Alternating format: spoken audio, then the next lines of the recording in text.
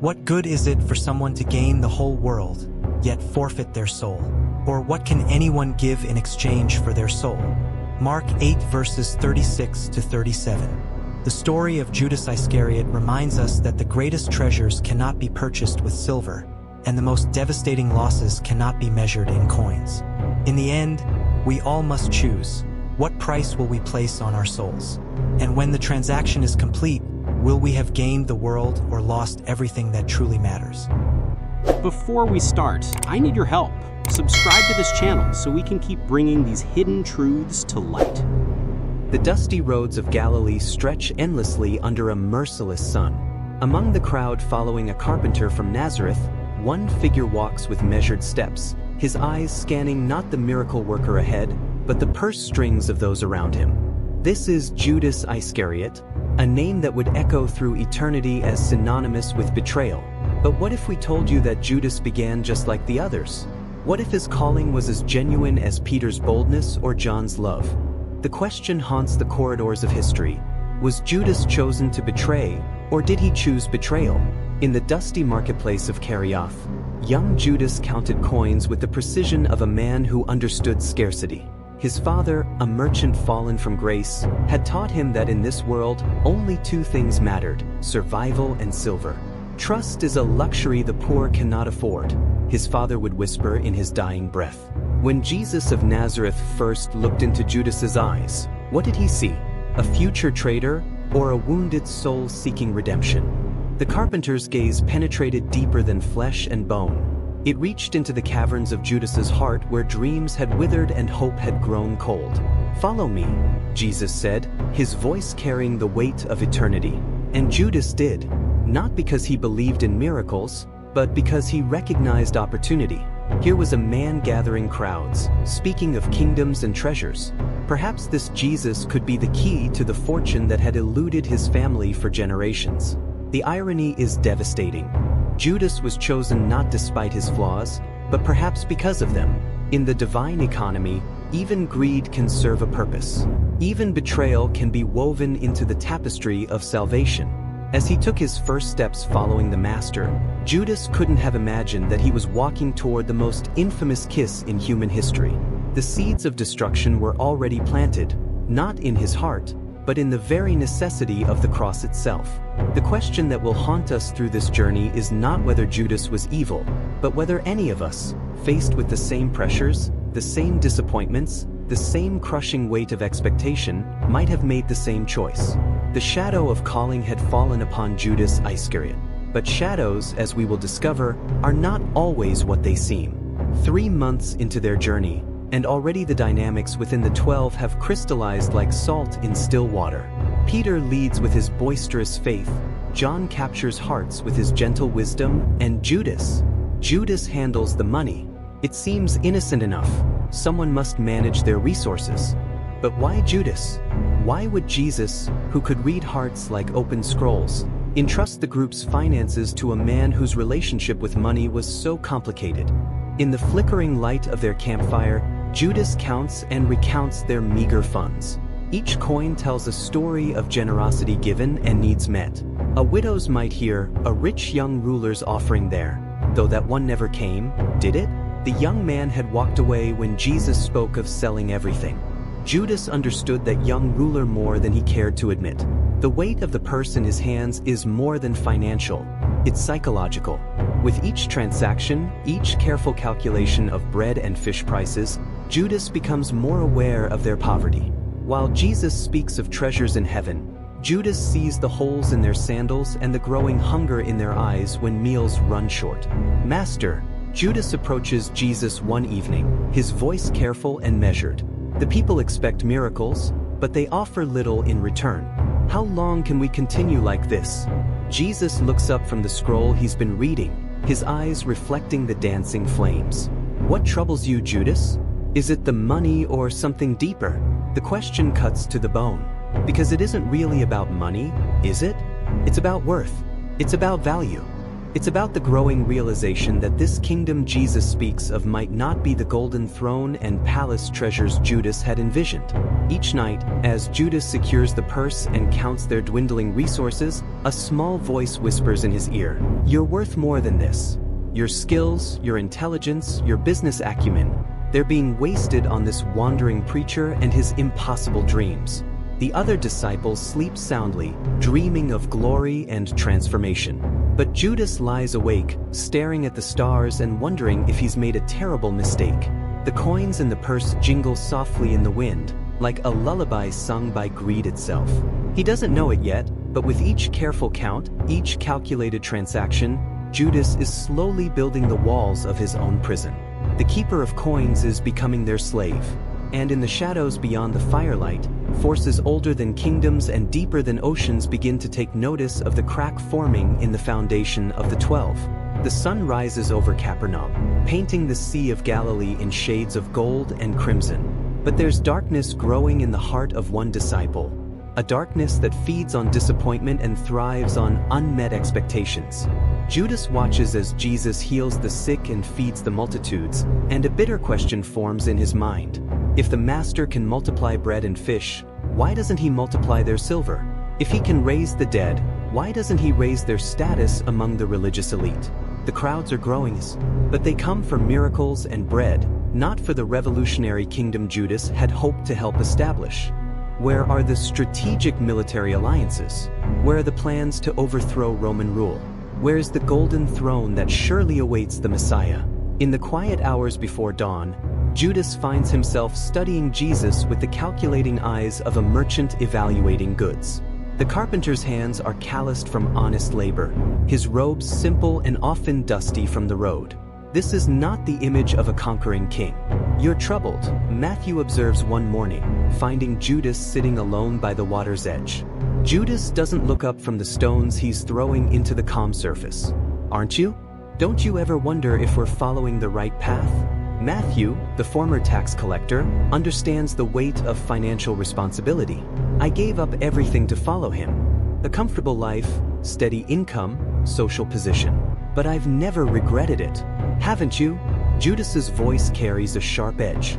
When the money runs out, when the crowds turn away, when Rome decides we're too much trouble, what then? What do we have to show for our sacrifice? The questions hang in the air like incense, heavy and intoxicating. They are the same questions that plague every believer in moments of weakness. Is faith enough? Is hope sufficient? What if we've been wrong all along? That evening, as Jesus teaches about treasures in heaven and the poverty of spirit being blessed, Judas feels something shift inside him. Not a sudden transformation into evil. No, it's subtler than that. It's the slow erosion of trust, like water wearing away stone. He begins to notice things that hadn't bothered him before. The way Jesus seems to court controversy rather than avoid it, how he speaks in riddles when clarity would serve them better, his disturbing habit of associating with sinners and outcasts rather than the influential people who could advance their cause. Most troubling of all is Jesus's growing talk of suffering, of death, of a cross that must be carried. This isn't the victorious kingdom Judas signed up for. As he secures the purse that night, Judas feels the weight of more than coins. He carries the burden of disappointed dreams, the crushing realization that perhaps he'd been worshiping an image of Jesus that existed only in his own imagination. The seed of doubt has been planted, and in the fertile soil of unmet expectations, it begins to grow. The scent of pure nard fills the air like a prayer made manifest, sweet and overwhelming, worth more than most people see in a year. But to Judas, it smells like waste. Criminal, inexcusable waste. Mary of Bethany kneels at Jesus' feet, her tears mixing with the precious oil as she anoints him with the contents of her alabaster jar. The other disciples watch in stunned silence, some moved by her devotion, others uncomfortable with such intimate worship. But Judas sees only the numbers. 300 denarii, nearly a year's wages, poured out in a single moment of what he can only interpret as foolish sentiment. Why wasn't this perfume sold and the money given to the poor? His voice cuts through the sacred moment like a blade through silk. The question seems reasonable, even compassionate. After all, who could argue against helping the poor? But Jesus sees deeper. He always does. "Leave her alone," Jesus responds, his voice carrying a weight that makes Judas step backward. "She has done a beautiful thing to me. The poor you will always have with you, but you will not always have me." The rebuke hits Judas like a physical blow. Not because it's harsh, Jesus' tone is gentle, even sad, but because it exposes the true nature of his heart. The concern for the poor had been a convenient mask for his real complaint, that resources were being wasted on worship instead of being accumulated for more practical purposes. In that moment, something breaks inside Judas. Or perhaps it's more accurate to say that something finally snaps into place. A mechanism of resentment that had been building for months. As Mary's act of worship continues, Judas calculates not just the monetary loss, but the deeper implications. If this is how Jesus values sacrifice, if he truly believes that pouring out everything for the sake of love is beautiful, then what does that say about Judas's own measured, cautious devotion? The woman's tears fall freely, unashamed and unrestrained. Her worship costs her everything and she gives it gladly. Judas watches this display of abandoned love and feels something cold settle in his chest: envy. When was the last time he had given anything without calculating the cost? When had he last offered his heart without keeping careful track of what he might receive in return? The alabaster jar lies broken at Jesus' feet, its contents spent completely in a single act of love. It will never hold oil again. It has fulfilled its purpose and can now only be discarded. Judas doesn't realize it yet, but he's looking at a mirror. The broken jar, empty and useless once its treasure is poured out, reflects his own future. Because betrayal, like worship, demands everything. And unlike worship, it leaves nothing beautiful behind. That night, as the scent of nard still clings to his clothes, Judas makes a decision that will echo through eternity. If Jesus values waste over wisdom, sentiment over strategy, then perhaps it's time to explore other options. The woman's broken alabaster jar had served its purpose. Soon, Judas would discover that broken things can be deadly, especially when they're hearts. The temple courts buzz with the nervous energy of men playing a dangerous game. High priests whisper in corners, their eyes darting toward the outer courts where Jesus has been teaching. The Passover crowds grow larger each day, and with them, the threat to Roman peace and religious authority. Caiaphas, the high priest, feels the weight of empire on his shoulders. One man must die for the nation. He had prophesied, not knowing how literally his words would be fulfilled, but finding the right moment, the right opportunity to arrest this troublesome rabbi without causing a riot, that requires delicacy. It requires an inside man.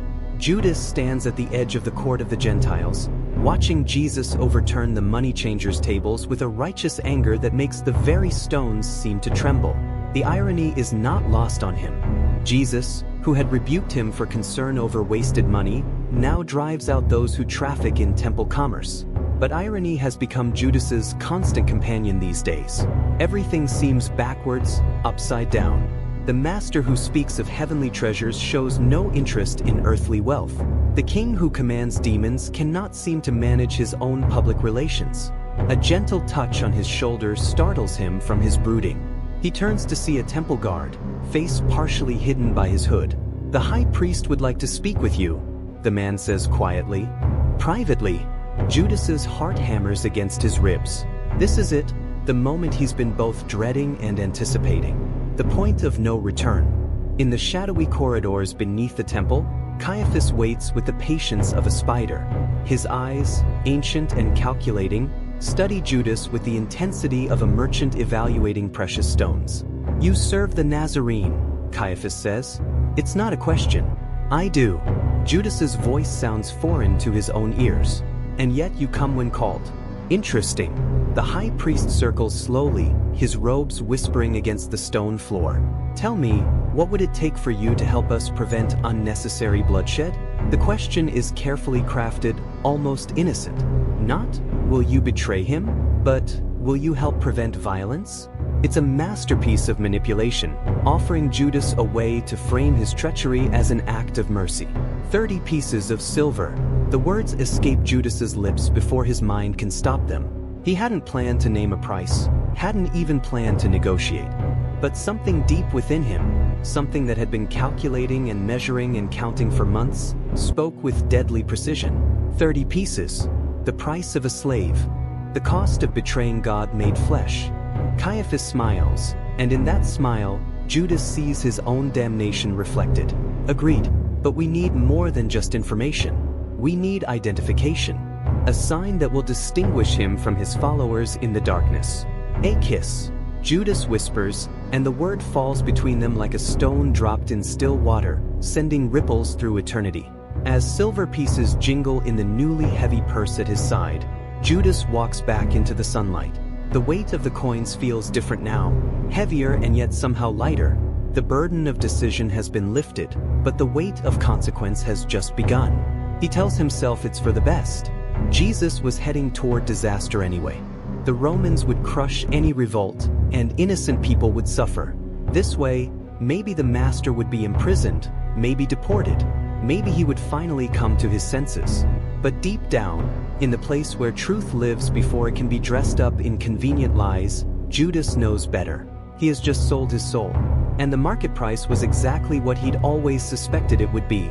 Enough to buy a field where nothing would ever grow again. The upper room glows with the warm light of oil lamps, their flames casting dancing shadows on the faces of 13 men who have no idea they're living through the last hours of their old world. Outside, Jerusalem prepares for Passover, but inside this borrowed chamber, a different kind of exodus is about to begin. Jesus moves with deliberate grace, his hands steady as he breaks the bread. But there's something in his eyes, a weight, a sorrow that seems to press down on everything in the room. He knows. He has always known. Judas sits at the table, the silver coins secured beneath his robes feeling like burning coals against his skin. Every movement seems magnified, every word loaded with double meaning. The other disciples chatter nervously, Peter boasting about his loyalty, John asking theological questions, Thomas expressing his doubts. But Judas remains silent, watching Jesus with the horrible fascination of a man watching his own execution. "One of you will betray me."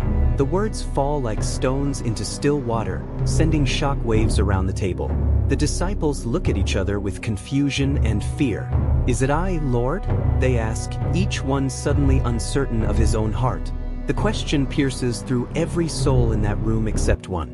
Judas knows with terrible certainty that it is indeed he, but still he asks, perhaps from habit, perhaps from some desperate hope that speaking the words might somehow change their truth. "Surely not I, Rabbi? You have said so." For words that seal eternity. Not an accusation, not a condemnation, but the simple acknowledgement of reality. Jesus doesn't expose Judas publicly, doesn't humiliate him before the others. Even in betrayal, he offers dignity to the betrayer. The Passover meal continues, but now every element takes on prophetic significance. The bread becomes body, the wine becomes blood, and the ancient ritual of remembering deliverance becomes a new covenant in suffering. As Jesus washes their feet, even Judas's feet, the full magnitude of what's happening begins to settle on the betrayer's heart. The master kneels before his betrayer, tenderly cleaning the dust from feet that will soon carry their owner to the temple guards. "What you are about to do quickly," Jesus whispers to Judas as he hands him the piece of bread. It's not a command, it's a release. Permission to complete the transaction that will purchase the world's redemption. Judas stands, the silver weighing heavy in his robes, his heart hammering against his ribs. At the door, he pauses and looks back at the 11 faces still gathered around their master. These men will become apostles, martyrs, saints. Their names will be written on the foundations of the New Jerusalem. His name will become synonymous with treachery. The night air hits his face like a slap, cool and sharp. Behind him, he can hear Jesus speaking about love, about sacrifice, about a kingdom not of this world. The words follow him into the darkness like accusations. As he walks through the narrow streets toward his appointment with history, Judas wonders if there's still time to turn back. But the silver coins jingle with each step, marking time like a countdown to crucifixion. The Last Supper has ended. The last journey has begun. And in the darkness ahead, 3 crosses wait on a hill called Skull, Gethsemane. The name means oil press, a place where olives are crushed to extract their precious oil. How fitting that it should be here, among these ancient trees, that the Son of God would be pressed until drops of blood fall like oil into the sacred ground. Judas leads the temple guards through the twisted paths, their torches casting eerie shadows on the olive leaves. His heart pounds with each step, but his resolve remains firm. This has to happen. It was always going to happen. Hasn't Jesus himself spoken of it as necessity, as destiny, as the will of the Father? The lies we tell ourselves in our darkest moments have a way of sounding like truth. In the garden, Jesus prays with an intensity that makes the very air seem to vibrate with divine anguish. "Let this cup pass from me," his voice carries on the night wind. But then, with the surrender that defines divinity, "Yet not my will, but yours be done." Peter, James, and John sleep fitfully nearby, exhausted by grief they don't yet understand. The weight of impending separation presses down on them like a physical force, but their human frames cannot sustain such spiritual intensity. They sleep while their master suffers. Only Jesus remains awake to face what's coming. The sound of approaching feet, the flicker of torches through the trees, these announce the arrival of destiny. Jesus stands, his face resolute but unsurprised. He has been expecting this moment, preparing for it, accepting it as the necessary prelude to resurrection. Judas steps forward, his legs feeling like lead, his mouth dry as desert sand. Behind him, soldiers wait with swords and clubs, ready to arrest a man who has never raised his hand in violence against anyone. "Greetings, Rabbi." The word tastes like ashes in his mouth. Rabbi, teacher, master, the one who had opened scrolls and minds and hearts. The one who had trusted him with the purse, with friendship, with a place at the table of eternity. Their eyes meet in the flickering torchlight, and Judas sees something that will haunt him until his dying breath. Not anger, not accusation, not even disappointment. His is love, broken, grieving, but still somehow perfect love. "Friend," Jesus responds, and the word falls between them like a bridge across an impossible chasm. "Do what you came to do." The kiss that follows lasts only a moment, but it echoes through eternity. Lips that have spoken words of life touch the face of life himself in an act of ultimate betrayal. The irony is devastating. The gesture meant to express love and respect becomes the signal for death. Silver pieces cannot buy back a kiss like that. As the soldiers move forward to arrest Jesus, chaos erupts in the garden. Peter draws his sword, ready to fight the entire Roman Empire if necessary. But Jesus stops him with a word, healing the wounded servant's ear even as he's being bound. "Put away your sword," Jesus commands. "Do you think I cannot call on my Father, and he will at once put at my disposal more than 12 legions of angels? 12 legions, one for each disciple, including the one who has just betrayed him." As they lead Jesus away, Judas stands frozen among the olive trees, watching the torchlight fade into the distance. The other disciples scatter like sheep without a shepherd, but Judas remains, rooted to the spot by the magnitude of what he's done. The kiss of death has been given. The oil press of Gethsemane has claimed its sacrifice. And in the terrible silence that follows, Judas begins to understand that some transactions can never be undone. The silver in his purse feels cold against his body. 30 pieces of silver, the price of the Savior of the world. It's not nearly enough. Dawn creeps over Jerusalem like a reluctant witness, painting the ancient stones in shades of gold and crimson that seem almost prophetic. The city stirs to life, unaware that this day will divide history itself into before and after, BC and AD, the Old Covenant and the New. But in the corners and shadows, word spreads like wildfire. The Nazarene has been arrested. Judas moves through the streets like a ghost, drawn inexorably toward the scene of his crime's consummation. He tells himself he needs to know what's happening, needs to ensure that things proceed according to plan. But deep in his heart, he knows the truth. He's drawn by the same morbid fascination that makes a man stare at his own wound. The courtyard of the high priest's house buzzes with activity. Temple guards, Pharisees, and curious onlookers gather in clusters, their voices a mixture of excitement and anxiety. In the center of it all, Jesus stands before his accusers with a dignity that seems to transform the very air around him. Judas positions himself in the shadows, close enough to hear but far enough to remain unnoticed. What he witnesses over the next hours will shatter what remains of his already broken soul. The trial, if it can even be called that, is a masterpiece of legal manipulation. Witnesses are brought forward with contradictory testimonies that collapse under the lightest scrutiny. The charges shift and change like sand in the wind. Blasphemy, sedition, claiming to be a king, threatening to destroy the temple. Through it all, Jesus remains largely silent. When he does speak, his words carry such weight that even his enemies seem unsettled. "Are you the Son of God?" they ask, and his response, "You say that I am," sends ripples of shock through the assembled crowd. Judas watches with growing horror as the pieces fall into place. This isn't the quiet arrest and deportation he had imagined. This isn't a gentle correction of a misguided teacher. This is a lynching dressed up as justice, a predetermined execution wearing the mask of law. As the morning progresses and Jesus is shuttled from Caiaphas to Pilate to Herod and back again, Judas follows at a distance, his heart growing heavier with each step. The silver coins in his purse seem to multiply in weight with every passing hour. When Pilate offers to release either Jesus or Barabbas, a known terrorist and murderer, Judas feels the last shred of his rationalization crumble.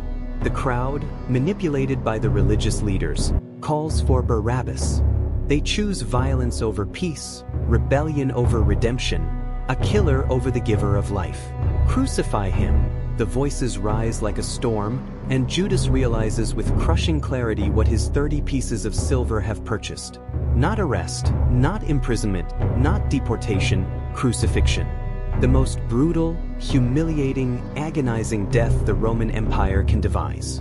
Standing in the courtyard as Pilate literally washes his hands of Jesus' blood, Judas comes face to face with the full magnitude of his crime. He had sold the Son of God for the price of a slave, and now that son would die the death of a criminal. The trial of Jesus is complete, but in the shadows of the courtyard, another trial has been proceeding, the trial of Judas's conscience. And unlike the kangaroo court that condemned an innocent man, this trial reaches a verdict based on perfect evidence and complete truth. Guilty, on all counts, without possibility of appeal or pardon. As the crowd disperses and Jesus is led away to be prepared for crucifixion, Judas stands alone in the courtyard, the weight of eternity pressing down on his shoulders. He has witnessed the trial of the Son of God. Now he must face the judgment of his own heart, and that verdict, he knows, will be far more terrible than any earthly court could impose. The silver coins spill across the marble floor of the temple treasury like drops of liquid guilt, each one ringing with the sound of eternal condemnation. 30 pieces, the price of a slave, the cost of betrayal, the weight of a world's redemption sold for the price of a field. Judas stands before the chief priests, his hands trembling as he empties the cursed purse. "I have sinned by betraying innocent blood," he confesses, his voice breaking under the weight of recognition.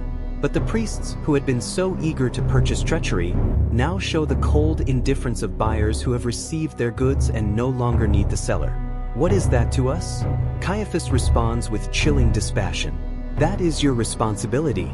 The words hit Judas like physical blows. These men who had whispered promises and counted out silver now treat him like a diseased beggar. He had thought himself their partner in justice, their collaborator in preventing bloodshed. But he was merely a tool, useful for one dark purpose and now discarded like a broken vessel. The silver pieces lie scattered on the floor, glinting in the morning light that streams through the temple windows. Beautiful, valuable, and utterly worthless. They had seemed so important when they represented possibility, security, a future free from the uncertain wanderings of a doomed prophet. Now they are nothing but the price tag on his own damnation. Outside, Jerusalem prepares for the most significant Passover in human history, unaware that the true Passover lamb is being prepared for slaughter. Inside the temple, Judas kneels among the scattered coins, his soul crushed under the weight of absolute realization. He had been wrong about everything. Wrong about Jesus being merely a deluded rabbi who needed correction. Wrong about the silver bringing security. Wrong about the arrest being a gentle wake-up call. Wrong about being able to live with the consequences. Most devastating of all, he had been wrong about himself. He had thought he was a practical man making a hard but necessary choice. Instead, he was a fool who had traded eternal joy for temporary satisfaction, infinite love for finite silver, the pearl of great price for 30 pieces of tarnished metal. The priests go about their business, stepping carefully around the scattered coins but otherwise ignoring both the money and the man who brought it. The silver will eventually be used to buy a potter's field, a place to bury foreigners and outcasts. How fitting that Judas's betrayal money should purchase a graveyard for the unwanted. As Judas stumbles from the temple, the morning sun seems too bright, the air too thin. Every face in the crowd appears to look at him with knowledge and accusation. Every whispered conversation seems to be about his crime. The weight of the silver is gone from his purse, but the weight on his soul has multiplied 1,000-fold. He had thought carrying those 30 coins was heavy. Now he understands that carrying the consequences of betrayal is a burden no human frame can bear. Through the streets of Jerusalem, past the shops preparing for Passover, beyond the city walls to the place called Golgotha, Skull Place, the sound of hammering rings through the morning air. 3 crosses are being prepared, including one for the man Judas sold.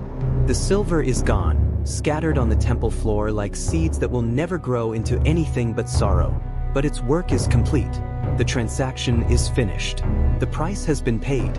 And somewhere in the distance, the sound of nails being driven into wood echoes through the ages, each blow a reminder that some choices echo through eternity. The weight of silver has been lifted from Judas's purse, but the weight of betrayal will crush his soul. The potter's field stretches out like an accusation against the gray Jerusalem sky, its soil red with clay that seems to mirror the blood of the innocent. Here, among the unmarked graves of strangers and outcasts, the 30 pieces of silver have found their final resting place, purchasing ground that will forever be known as the Field of Blood. Judas stands at the edge of this accursed plot, his eyes fixed on the horizon where 3 crosses now stand silhouetted against the darkening sky. Even from this distance, he can hear the sounds drifting across the valley, the jeers of the crowd, the weeping of women, the terrible silence that follows each labored breath. He had come here drawn by some inexplicable need to see what his silver had bought. A field for burying the unwanted dead. How perfectly it represents his own spiritual state. Barren, lifeless, useful only as a repository for what others wish to forget. The irony cuts deep. Jesus, who spoke of fields white with harvest, who told parables of sowers and seeds and abundant fruit, will die because of silver that purchased a field where nothing will ever grow. The very ground seems cursed, tainted by the transaction that brought it into being. As the afternoon wears on, supernatural darkness begins to creep across the land. It's not the gentle dimming of evening, but something far more ominous, as if creation itself is recoiling from what's taking place on Golgotha. The very stones seem to groan under the weight of injustice. Judas feels the darkness seeping into his soul as well. Every memory of the past 3 years now appears tainted, corrupted by his ultimate betrayal. The miracles he had witnessed, were they real, or had he been deluding himself? The teachings he had heard, had they been pearls of wisdom cast before swine like himself? Most torturous of all are the moments of genuine connection he had experienced with Jesus, the Master's patient explanations of difficult parables, the gentle correction when Judas had spoken in ignorance, the trust implicit in being chosen as treasurer for their small community. Had any of it been real? Or had Jesus simply been playing a part, knowing all along how the story would end? From across the valley comes a cry that pierces through the supernatural darkness. Eli, Eli, lama sabachthani? My God, why have you forsaken me? The words hit Judas like physical blows. Even in his agony, Jesus quotes scripture, linking his suffering to the ancient Psalms of David. Even in abandonment, he maintains his connection to the Father, though that connection now seems severed by the weight of the world's sin. The weight of Judas's sin. Standing in the field of blood, surrounded by the graves of forgotten strangers, Judas realizes with crushing clarity that he has become the ultimate outsider. Not even death offers him refuge now, because death itself has been corrupted by his betrayal. This field, purchased with his silver, will be where outcasts are buried forever. He belongs here among the forgotten dead, but even here, the ground beneath his feet seems to recoil from his presence. The very earth that accepted the silver now seems to reject its seller. In the growing darkness, with the cries from Golgotha growing weaker and more desperate, Judas understands that there is no place left for him in this world. He has made himself an outsider to humanity, an exile from redemption, a stranger to grace. The field of blood has been purchased. Soon it will claim its first victim, not someone buried in its soil, but someone whose blood has already stained its foundation. The transaction is nearly complete. And like all of Judas's transactions, the final cost is far higher than the original price. At the 6th hour, darkness falls upon the land like a curtain drawn across the theater of creation. This is not the gentle twilight of evening, nor the natural dimming of an eclipse. This is something far more profound, the very light of the world being extinguished, and with it, the hope of every soul who has ever dared to dream of redemption. Judas feels the darkness seeping into his bones as he stands in the accursed field, his eyes fixed on the distant hill where 3 figures hang silhouetted against the unnatural night. The middle cross bears the one he sold, the carpenter from Nazareth who had called fishermen to be apostles, tax collectors to be evangelists, and traitors to be friends. The supernatural darkness seems to press against his soul like a living thing, forcing him to confront the magnitude of what is happening. This isn't just the execution of a troublesome rabbi or the elimination of a political threat. This is the murder of innocence itself, the crucifixion of love incarnate. From across the valley, Jesus' voice carries on the wind, not the strong, commanding voice that had taught multitudes and rebuked storms, but the labored whisper of a man dying in agony. "Father, forgive them, for they know not what they do." The words pierce Judas's heart like arrows of fire. Forgiveness. Even now, even hanging between earth and sky like a curse made visible, Jesus speaks of forgiveness. Not for the righteous, not for the deserving, but for those who know not what they do. But Judas knows exactly what he has done. There can be no ignorance defense for him, no plea of temporary insanity or momentary weakness. He had walked with the light of the world for 3 years, had seen miracles that defied explanation, had heard wisdom that transformed souls. And still he had chosen silver over salvation. The darkness deepens, and with it comes a sound that makes the very stones weep. The earth itself begins to tremble. Not the gentle shaking of wind through leaves, but the violent convulsions of a creation in agony. The ground beneath Judas's feet splits and cracks, as if the field of blood itself is trying to reject the cursed silver buried in its soil.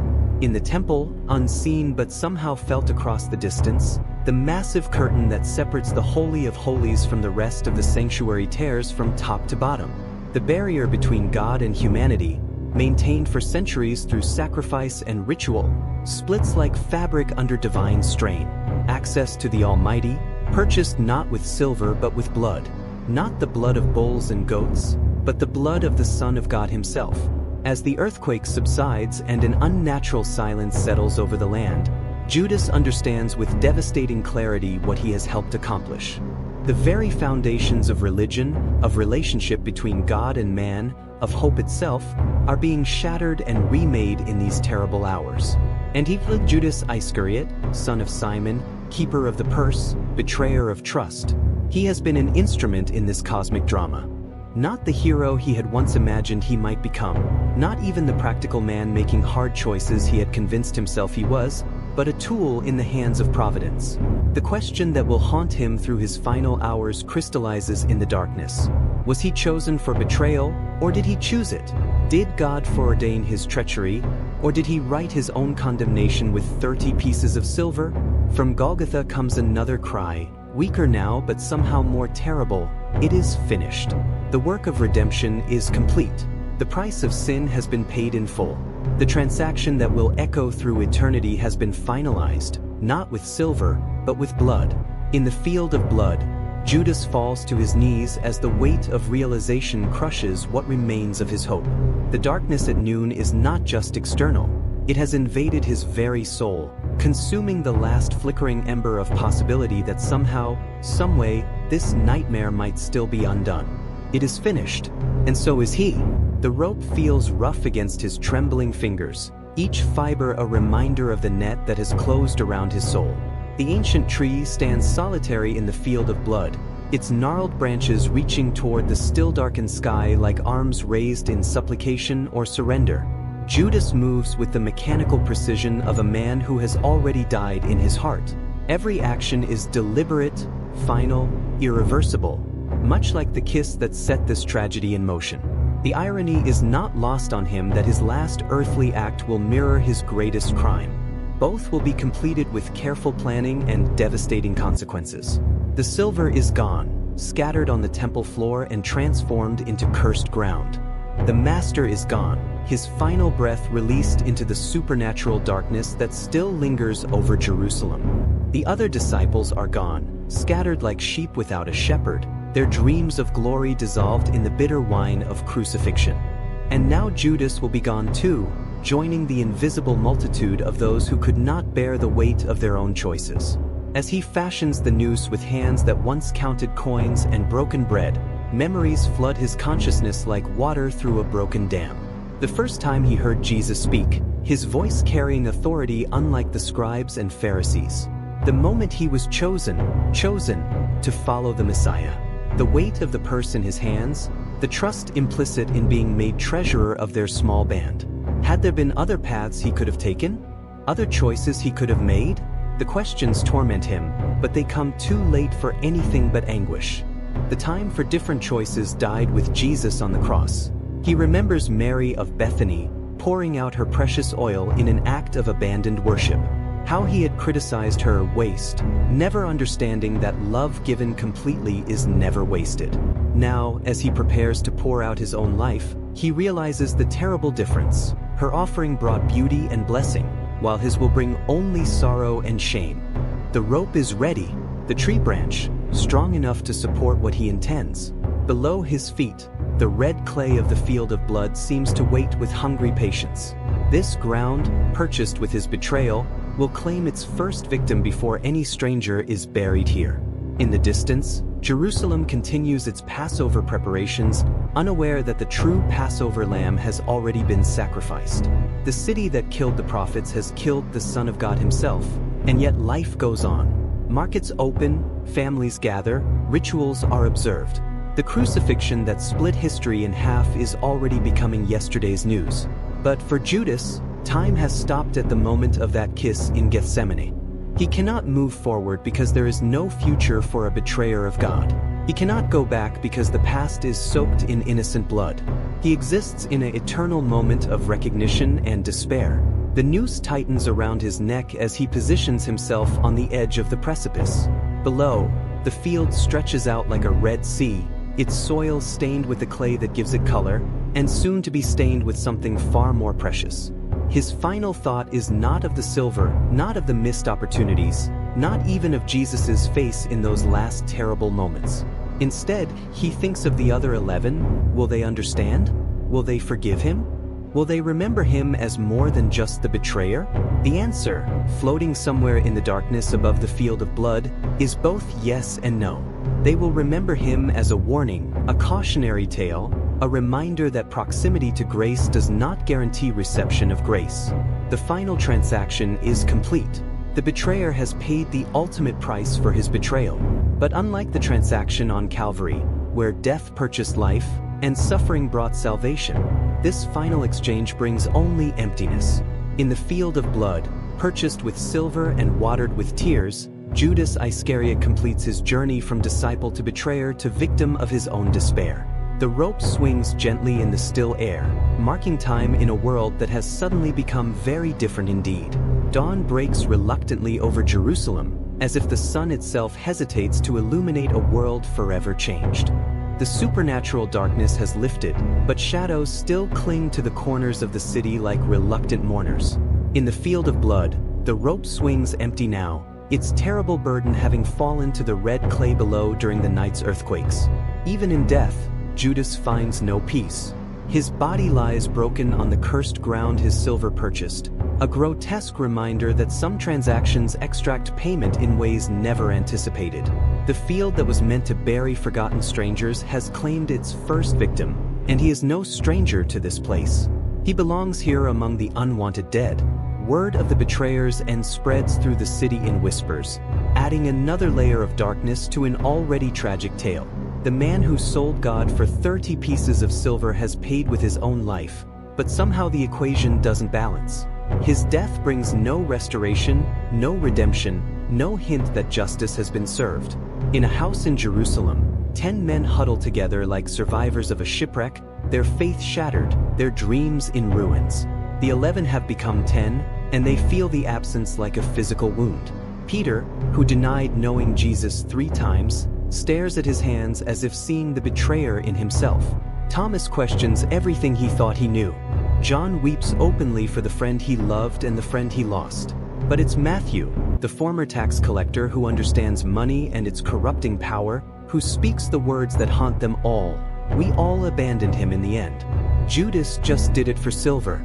The truth cuts deep because it's undeniable. When the soldiers came, they all fled. When Jesus needed them most, they all failed. The only difference between them and Judas is the method of their betrayal and the price they accepted for it. Outside their hideaway, the city continues its rhythms, but something fundamental has shifted. The temple veil remains torn, its costly fabric hanging in useless shreds. The earthquake has left cracks in foundations throughout the city, physical reminders of the spiritual earthquake that has shaken the very foundations of faith. In the streets, people whisper of the centurion's words, "Surely this was the Son of God." The confession of a Roman soldier carries more weight than the testimonies of religious leaders, and the irony is not lost on those who still possess functioning consciences. The chief priests meet in emergency session, their victory hollow and their concerns multiplying. They had solved the problem of Jesus of Nazareth, but now they face the problem of his followers. What do you do with people who claim their executed leader has risen from the dead? Because that rumor too has begun to spread, carried by women whose testimony wouldn't stand up in any court of law, but whose conviction cannot be shaken. An empty tomb, grave clothes folded neatly, angels speaking of resurrection. In the field of blood, Judas's body lies beyond the reach of such rumors. Death, which Jesus conquered, has conquered him. The betrayer who couldn't bear the weight of his guilt will never hear the words that might have lifted that weight. "Father, forgive them." But perhaps that's the most tragic element of this entire narrative. The forgiveness Judas sought by returning the silver to the temple was available all along, not from the chief priests who had used him, but from the very one he had betrayed. Jesus, who forgave his executioners, who promised paradise to a thief, who restored Peter despite his denials. He would have forgiven Judas too, but the betrayer never asked. He sought absolution from human institutions instead of divine mercy, and human institutions have no power to wash away the stains of betrayal.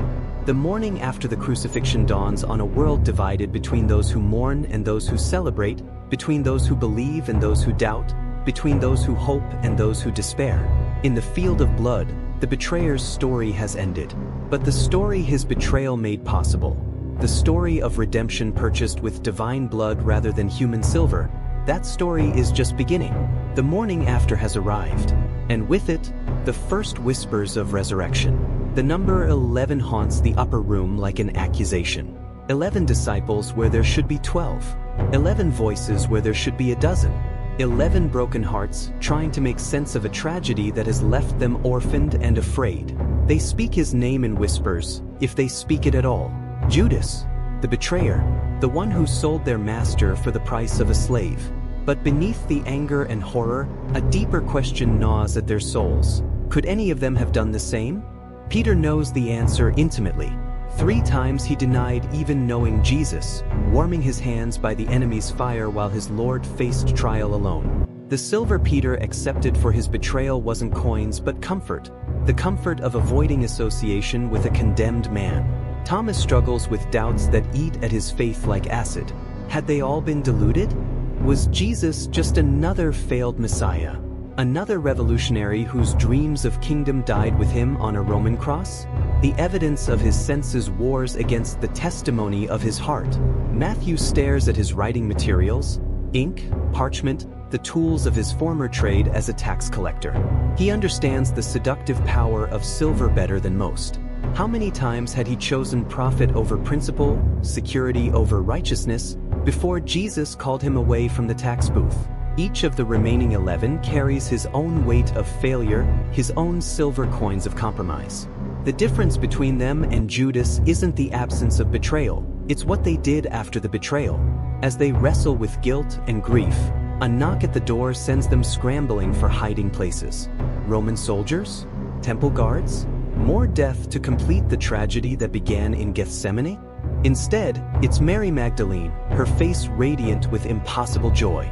The words that spill from her lips sound like madness or divine truth. It's hard to tell which. "I have seen the Lord. He is risen." The men stare at her in stunned silence. The dead don't rise. Crucified criminals don't walk out of tombs. The story she tells, angels, empty burial cloths, Jesus himself speaking her name, it defies everything they know about death and finality. But then Peter remembers. Jesus had spoken of this. 3 days, he had said, "Destroy this temple, and in 3 days I will raise it up." At the time, it had seemed like metaphor, another of the Master's mysterious sayings that would make sense someday. Could someday be today? As evening approaches and other witnesses arrive, more women, then Cleopas and his companion from Emmaus, each with their own impossible tale of encounter with the risen Christ. The 10 find themselves caught between hope and disbelief. If Jesus truly has conquered death, then everything changes. The crucifixion wasn't defeat but victory. The apparent end was actually a beginning. The tomb wasn't a prison but a doorway. But if Jesus has risen, what does that mean for Judas? The betrayer lies cold in the field of blood, beyond the reach of resurrection, beyond the possibility of restoration. His transaction was final, irreversible, complete. Or was it, in the growing shadows of the upper room, as the 10 wait for they know not what, a terrible and beautiful thought begins to form. If death itself can be defeated, if even crucifixion can be transformed into triumph, then perhaps no betrayal is beyond the reach of redemption. Perhaps even Judas could have been forgiven, not by the temple authorities who used him, not by the silver that enslaved him, but by the very one he betrayed. The tragedy isn't that Jesus wouldn't have forgiven the betrayer. The tragedy is that the betrayer never believed forgiveness was possible. In the field of blood, the rope swings empty in the evening breeze. But in the upper room, 10 men wait in the gathering darkness for the dawn of a new age. The 11th hour has come, and with it, the first stirrings of hope in a world that thought hope had died on a cross. Soon, very soon, they will discover that some stories don't end with death. Some stories are just beginning. 50 days after the resurrection, Jerusalem pulses with supernatural energy. The Holy Spirit has descended like fire, transforming cowards into evangelists and turning the scattered 11 into the foundation of a movement that will reshape the world. But in the field of blood, silence reigns. The red clay has settled over Judas's remains, marking the spot where the betrayer found his final rest. Potter's Field, they call it now, Akeldama, the field of blood. A place for burying strangers and outcasts, purchased with the 30 pieces of silver that bought the world's redemption. The irony runs deeper than the grave. Judas's betrayal, intended to destroy, became the very mechanism of salvation. His silver, meant to secure his future, purchased the field where his story would end. His kiss of betrayal set in motion the events that would conquer death itself. But the man who made it all possible was not there to witness the victory. Peter stands at the edge of the field, his heart heavy with complex emotions. The apostle who denied his Lord 3 times has been restored, commissioned to feed the sheep, empowered to lead the early church. But the apostle who betrayed for silver lies buried beneath foreign soil, his name already becoming synonymous with treachery. Could we have saved him? Peter asks the wind, the question that haunts all who knew Judas before the silver corrupted his soul. The answer, floating somewhere in the space between earth and heaven, is both yes and no. They could have reached out more, loved more deeply, seen the warning signs more clearly. But in the end, each man must choose his own response to grace. Each soul must decide what price to place on betrayal. The field stretches out before Peter, barren and accursed, useful only for burying the unwanted dead. Yet even here, in this place of ultimate rejection, wildflowers have begun to grow. Small, unremarkable blooms pushing through the red clay, transforming the field of death into something approaching beauty. Life finds a way, even in the most unlikely places. The church Peter will lead will remember Judas in different ways. Some will paint him as the ultimate villain, the embodiment of greed and betrayal. Others will see him as a tragic figure, a man whose good intentions were corrupted by silver and circumstance. But the wisest among them will recognize him as a mirror, a reflection of the capacity for betrayal that lies within every human heart. They will understand that the line between apostle and apostate, between faithful disciple and betrayer, is thinner than most would dare to admit. In the years to come, as the gospel spreads from Jerusalem to the ends of the earth, the story of Judas will be told and retold. Children will learn his name as a warning. Adults will whisper it as a caution. Theologians will debate whether he was predestined for betrayal or chose it freely. But perhaps the most important lesson of Judas's story isn't about predestination or free will. Perhaps it's about the danger of putting a price tag on grace. The moment we begin to calculate the cost of following Christ, the moment we start evaluating the return on our spiritual investment, we begin walking down the same path that led to 30 pieces of silver. As Peter turns away from the field of blood, his eyes fall on something glinting in the afternoon sun. A single coin, perhaps overlooked when the priests scattered the betrayal money. He picks it up, feeling its weight in his palm. Such a small thing to carry such devastating consequences. Such an insignificant object to represent the price of the world's redemption. He closes his fist around the silver piece and walks away from the field. Behind him, the wildflowers continue their quiet work of transformation, turning a place of death into something beautiful. The legacy of silver is complex and contradictory. It purchased betrayal and redemption, death and life, condemnation and salvation. It bought a field for burying outcasts and funded the greatest story ever told. In the end, perhaps that's the most profound truth of all. Even our worst betrayals can be woven into God's greatest victories. Even our silver can purchase something beautiful, though we may not live to see the harvest. The field of blood lies quiet under the Jerusalem sun, but the seeds of grace, planted in the most unlikely soil, continue to grow. And the story, that magnificent, terrible, redemptive story, goes on.